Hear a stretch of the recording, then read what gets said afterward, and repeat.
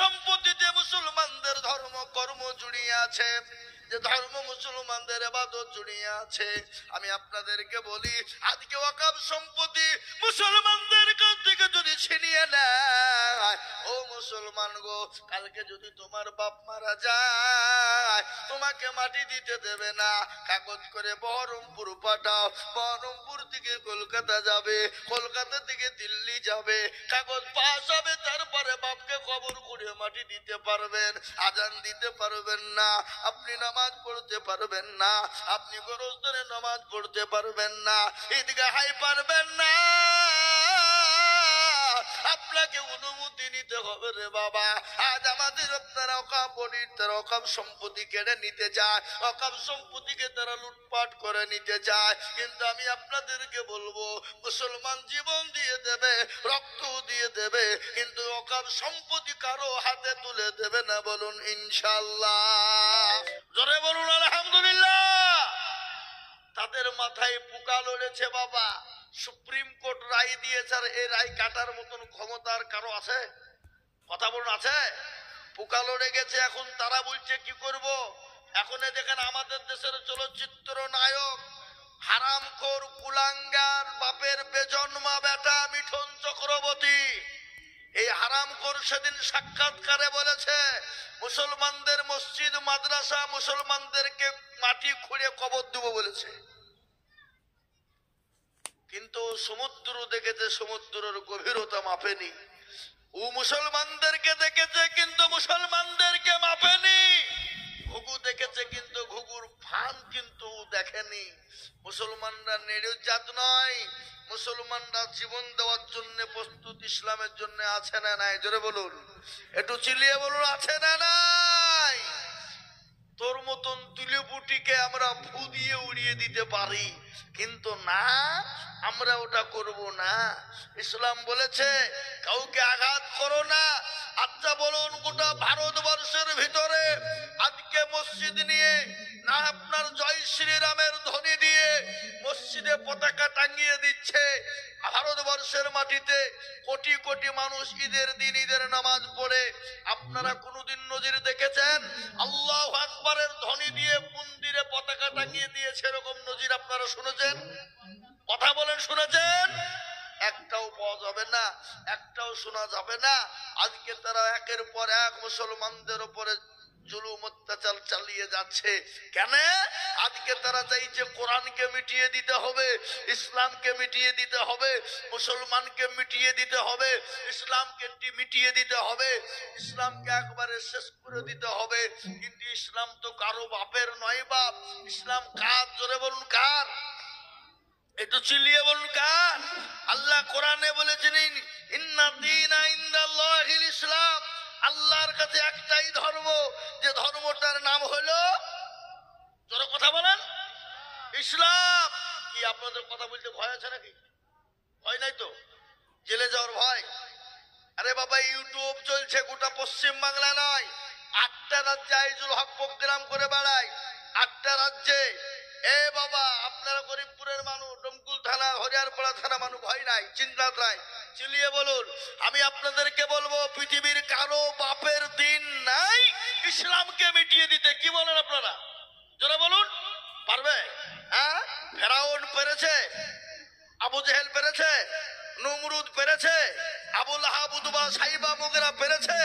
ওই যুগের বেঈমান কাফের মুশরিক ইহুদি নাসারা যখন পারেননি, এই যুগের বেঈমানরা হাজারো চেষ্টা করলে ইসলাম এবং মুসলমানকে মিটিয়ে দিতে পারবে না।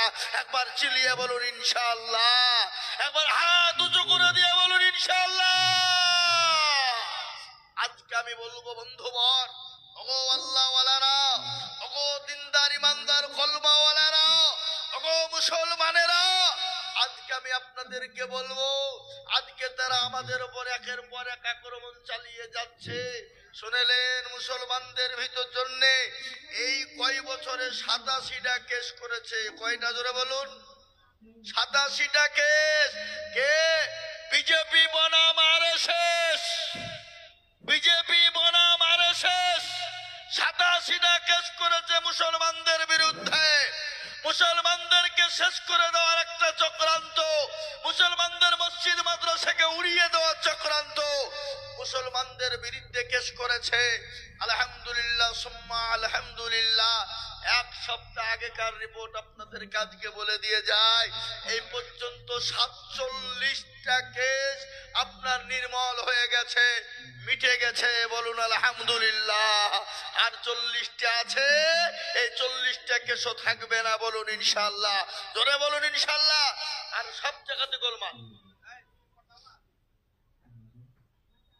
এই থামেন থামেন থামেন, এই বলো না থামেন। এই পর্দাওয়ালারা এরা 1 নম্বর বেয়াদব। এই বেয়াদবরা পর্দালে পয়সার বেলাতে কম নিবে না, আবার পর্দা বেলাতে সব জায়গাতে গোলমাল। খালি এটা বুঝে লয়, এটা বুঝে লয়, সব ওই যে তার কেটে পড়ে গেছে তো হবে কি করি?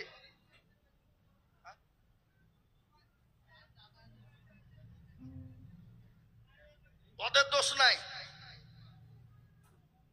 এরা পর্দা ঠিকই করেছে, কিন্তু মাল যাওয়া আসা করছে যে তারকে গুটিলি জেনে গেছে, বুঝলেন না? দোষ পেয়েছে।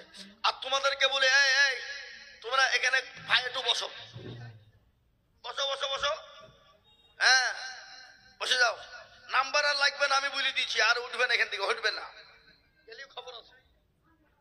তাই হটেন হটেন, আপনি হটেন, সামনে দিকে হটেন, আমি দেখছি। আর হটবে না ইনশাল্লাহ। কি বলেন? আর আর হবে? ও ঠিক বলে দিচ্ছি।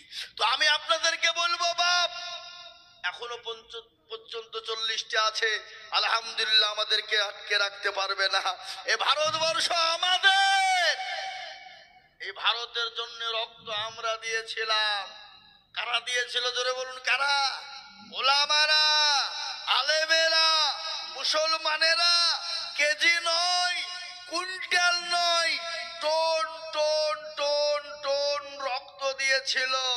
আজকে ইতিহাস কিন্তু এটা পড়ায় না, আজকে স্কুলে দিয়েছে আগডুম বাগডুম ঘোড়াডুম সাজে। হ্যাঁ, আট্টিমা টিম টিম তারা মারতে পারে, ডিম তোদের খাড়া দুটি সিং। এ বাবা, কিন্তু ইতিহাস সম্পর্কে কেন ওরা জানে? ইতিহাস যদি স্কুলে দিয়ে দিই, মুসলমানরা জেনে নিবে আর মুসলমানদের ছেলেরা জেনে ফেলবে। কিন্তু বাবজি এগুলো জানতে হলে আমাদের কাছে বই নিতে হবে। এই সেই বই রাখা আছে কলকাতা ন্যাশনাল লাইব্রেরিতে। ও মুসলমান, হিন্দুস্তান কা সন্দর মাঝি, সমস্ত ইতিহাস পাওয়া যাবে। এই ভারতবর্ষের জন্য মুসলমানরা কতটা রক্ত দিয়েছিল, টন টন রক্ত দিয়েছিল। আলেম উলামারা আজকে কি করেনি? আজকে আলেম উলামারা 57,000 প্রাণ দিয়েছে ভারতের জন্য। দিল্লি থেকে লৌহার পর্যন্ত এমন কোন গাছ ছিল না যে আলেম ওলামাদের গর্দান ঝুলানো ছিল না বন্ধু। 57,000 আলেম ওলামা, এখনো পর্যন্ত সোনার অক্ষরে লেখা দিল্লির ইন্ডিয়া গেটে চলে যান, কলিমুদ্দিন, সলিমুদ্দিন, আব্দুর রহমান, আব্দুর রহিম, আব্দুল সত্তার, আব্দুল জব্বার, আব্দুল গফফারের নাম লেখা রয়েছে। আপনার অমক দাস, তমক দাস, অমক ঘোষ, তমক ঘোষ ঘোষ, এদের কিন্তু নাম এখনো পর্যন্ত দিল্লির ইন্ডিয়া গেটে পাওয়া যাবে না। এই কলিমুদ্দিন, সলিমুদ্দিন, তাদের নাম এখনো দিল্লির ইন্ডিয়া গেটে লেখা আছে। আজকে কাদেরকে তাড়িয়ে দিতে চাও? কাদেরকে দেশ থেকে বের করে দিতে চাও? ভারতবর্ষের জমিনে যদি মুসলমানরা না থাকতো, আলেম ওলামারা না থাকতো, গোটা ভারতবর্ষটা ইংরেজের দখলে চলে যেত। ইংরেজকে মুসলমানরা তাড়িয়েছে টন টন রক্ত দিয়ে। কোথায় আছো? মৌলানা আবুল কালাম আজাদ থেকে নিয়ে, মৌলানা হোসাইন আহমেদ মাদানী থেকে নিয়ে, মৌলানা হিফজুর রহমান থেকে নিয়ে, মৌলানা শওকত আলী থেকে নিয়ে, ওবায়দুল্লাহ সিন্ধি থেকে নিয়ে, তাদের রক্তে এই ভারতের জমিন তৈরি হয়েছে।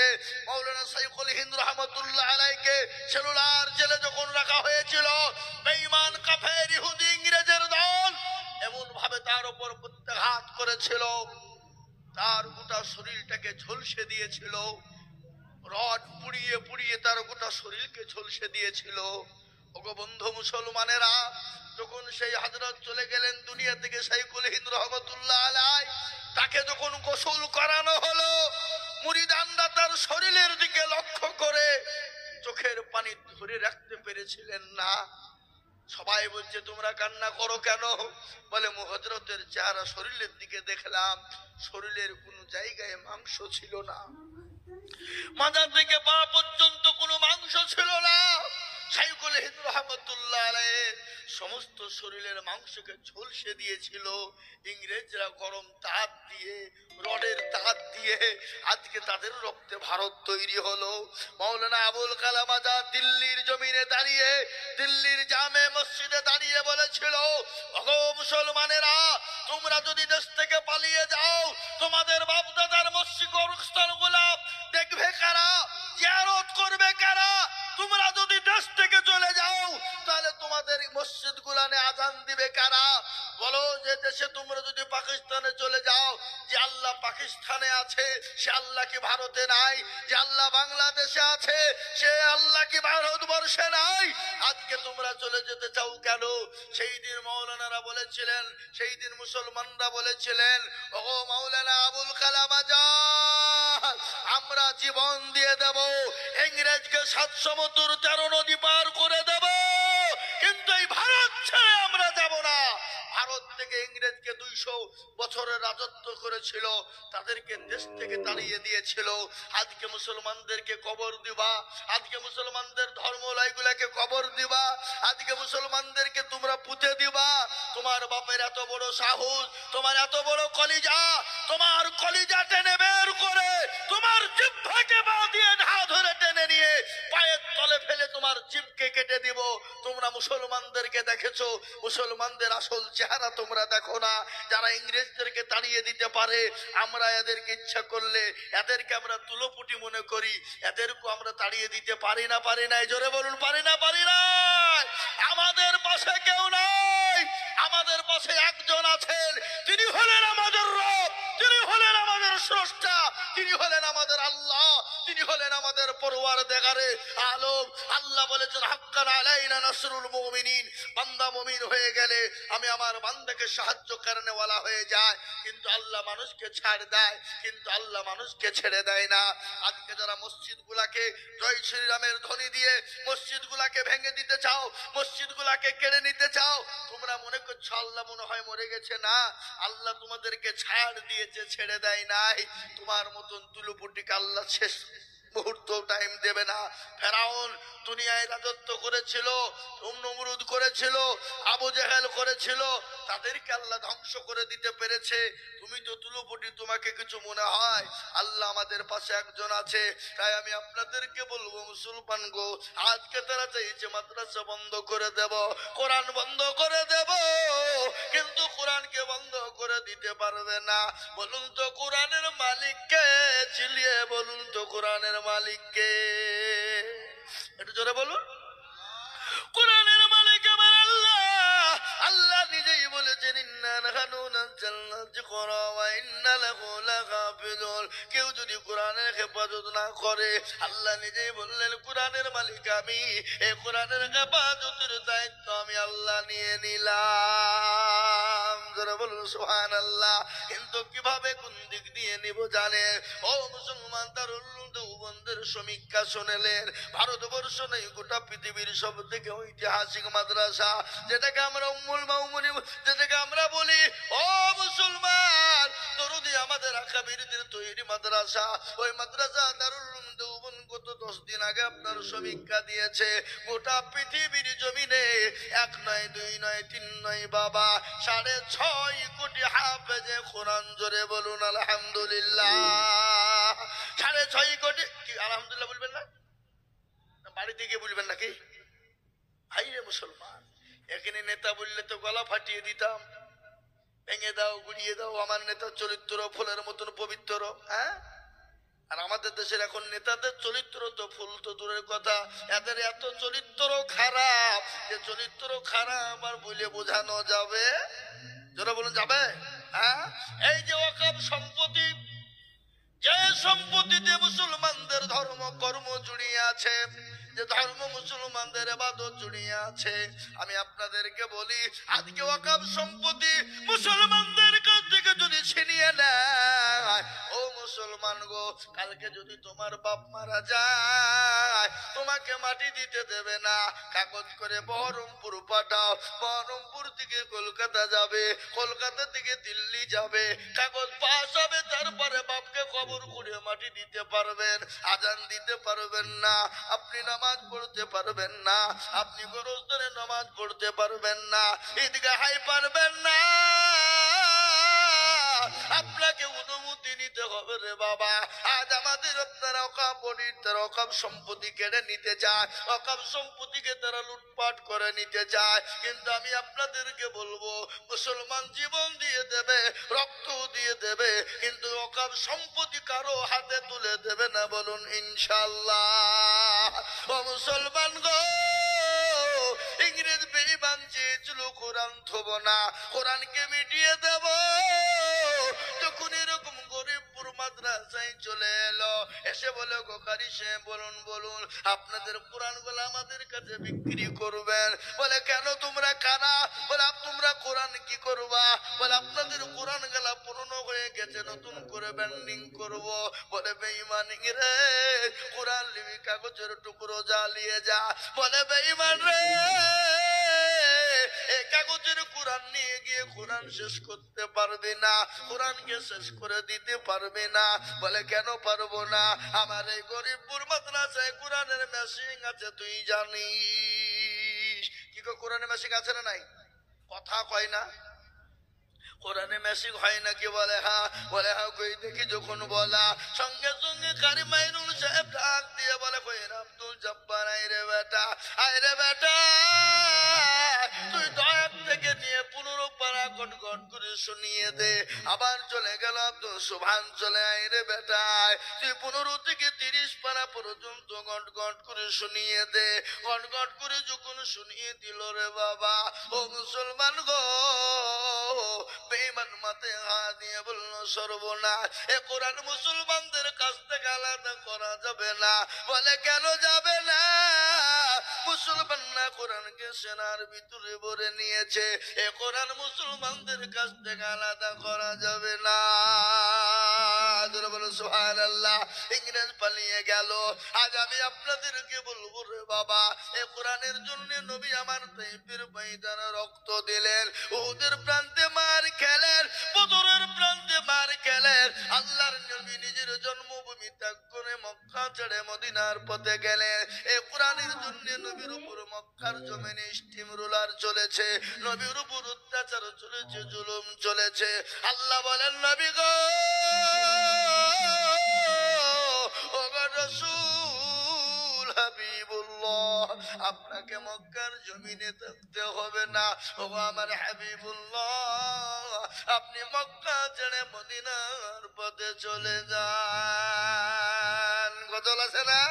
আজ নবী গো আমার বানায়া বাজার, হিজরত করিয়া চলেন মদিনায়। আজ নবী গো আমার ভরায়া বাজার, শুয়ে আছে সোনার মদিনায়। আব্দুল্লাহর পৃষ্ঠ হতে মায়া মেনর করবে এতে, জন্ম নিলেন নবী মক্কাতে। আজ নবী গো আমার গড়ায়া বাজার, হিজরত করিয়া চলেন মদিনায়। আজ নবী গো আমার বানায়া বাজার, শুয়ে আছে সোনার মদিনায়। নবী বলে হযরত আলী, আচ্ছা বিছানা খালি। নবী বলে হযরত আলী, আছে বিছানা খালি, আমার বিছানায় শুয়ে যাও।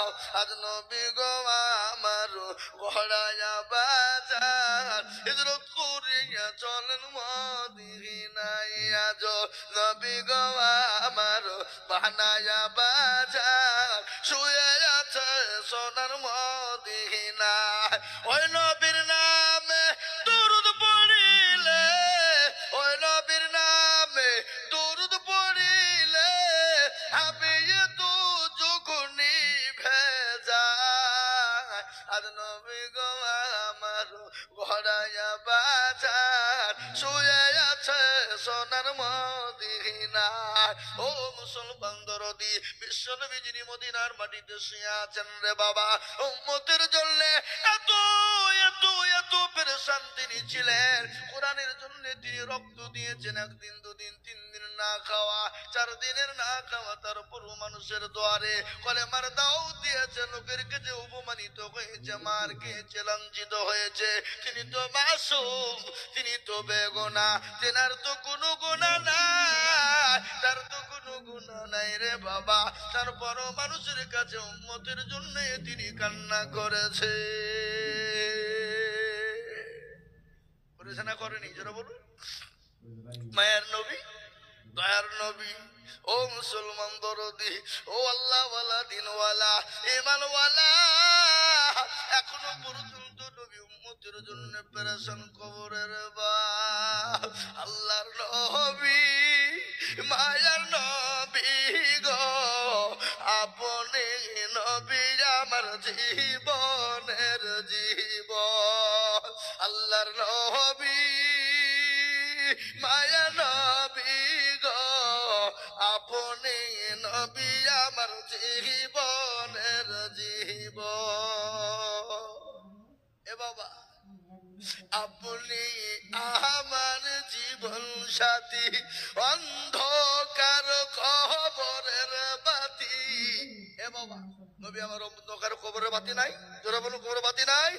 আপনি আমার জীবন সাথী, অন্ধকার কবরের বাতি, নবী আমার দিন দুনিয়ার দোল।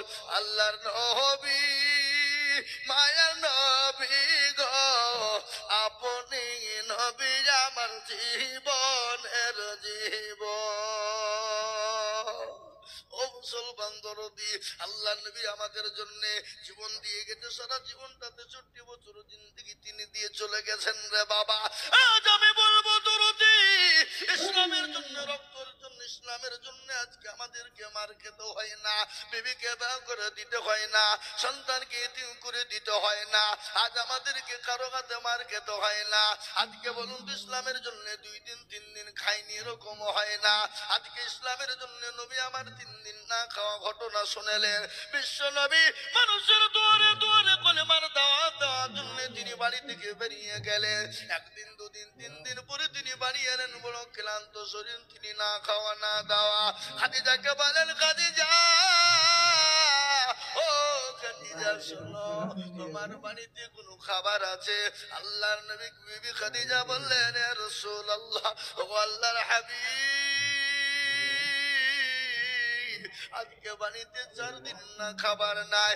আমার পাশের বাড়ি থেকে একজন 4টে খেজুর দিয়ে গেছে গো নবী, 1 পেয়ালা দুধ দিয়ে গেছে, আমি 2টো খেয়েছি, আর 1/2 পেয়ালা দুধ খেয়েছি গো হাবিব, আর আপনার জন্য রেখেছি।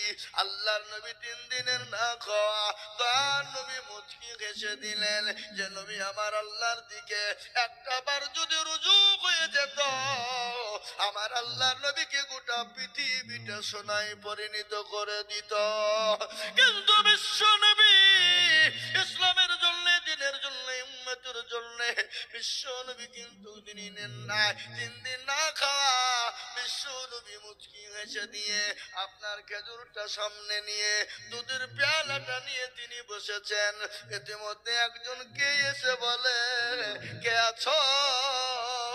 আমি তো বড় ক্ষুধার্ত, আমি বড় ক্ষুধার্ত, আমি আর 5 দিন যাবত কিছু খাই না।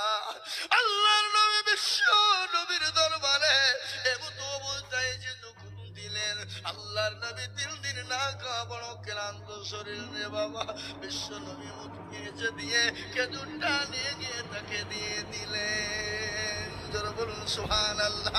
আজ আমি বলবো, ও আল্লাহ ওয়ালা, দিন ওয়ালারা, ও মুসলমানেরা গো, আসুন আমি আপনাদেরকে বলবো, ওই নবীর আদর্শওয়ালা হয়ে যায়, ওই নবীর দিনকে মাননেওয়ালা হয়ে যায়। আজ আমি আপনাদেরকে বলবো, ইসলামের জন্য 3 দিন 4 দিন না খেয়ে থাকতে হবে না, রক্ত দিতে হবে না, বিবিকে দান করে দিতে হবে না, সন্তানকে ইতিম করে দিতে হবে না। আল্লাহর কোরআনকে বাঁচানোর জন্য আজ আমি আপনাদের কাছে একটু হাত পেতে দেব। আমি আজিজুল হক সারা পশ্চিম বাংলা না, আসাম, ত্রিপুরা, মেঘালয়, মণিপুর, উড়িষ্যা, বিহার, ঝাড়খণ্ড, বাংলাদেশ, পশ্চিম বাংলা প্রত্যেকটা জায়গায় আমি বলি রে বাবা, আজ কোরআনের প্রেমিক কারা, দিনের প্রেমিক কারা, কখন কোন টাইমে কেন মৃত্যু হয়ে যাবে, এই কোরআন কিন্তু তার জন্য কবরে ঢাল হয়ে যাবে। কখনকার কোন টাইমে মৃত্যু হয়ে যাবে, এই কোরআন কিন্তু পরকালে তার জন্য আরশের ছায়া হয়ে যাবে। যেদিন কিয়ামতের দিন আরশের কোনো ছায়া থাকবে না, সূর্য মাথার উপর নেমে আসবে, প্রতিটি মানুষ পেরেশান হয়ে যাবে, উলঙ্গা হয়ে উঠবে। আমার নবীর বিবি মা আয়েশা বললেন, ইয়া রাসূলুল্লাহ, ওগো নবী, প্রতিটি মানুষকে কিয়ামতের দিন উলঙ্গা হয়ে উঠবে। রাসূলুল্লাহ বলে, আয়েশা রে, সেই দিন প্রতিটি নর নারী, নারী বিদ্যা পুরুষ সবাই উলঙ্গা হয়ে উঠবে। হযরতে মা আয়েশা বললেন, নবী গো, আমরা আপনার বিবি, আমরা কি হব? মা আয়েশা বলেন, ইয়া রাসূলুল্লাহ, আমরা যে আপনার বিবি, আমরা কি উলঙ্গা হয়ে উঠব? নবী বলেন, আয়েশা রে, তোমরাও সেদিন উলঙ্গা হয়ে উঠবা। আয়েশা বলেন, ইয়া রাসূলুল্লাহ, সেদিন তো বড় লজ্জিত হয়ে যাব গো নবী। আল্লাহর নবী বলেন, আয়েশা, সেই দিনটা এত কঠিন হবে, সেই দিনটা এত বড় ভয়ঙ্কর, যেই দিন কেউ কাউরির দিকে চেয়ে দেখবে না, কেউ কাউরির জন্য একটা লেগে দেবে না। সেই দিন আরশের ছায়া হয়ে যাবে পড়া, সেই দিন আরশের ছায়া হয়ে যাবে পড়া। আজকে কোরআনকে বাঁচানোর জন্য আমি আপনাদের কাছে হাত পেতে দেব। আমি বহু জায়গায় চাই, আজকে বলবো বাবু গো, ও মুসলমান, ও দরদি গো, আল্লাহ কোরআনের প্রেমিক কারা, নবীর প্রেমিক কারা? হাদিসের মধ্যে এসেছে, নবী বলেছেন, লা ইউমিনু আহাদুকুম হাত্তা আকুনা আহাব্বা ইলাইহি মিন ওয়ালিদিহি ওয়া ওয়ালাদিহি ওয়ান নাসি আজমাইন।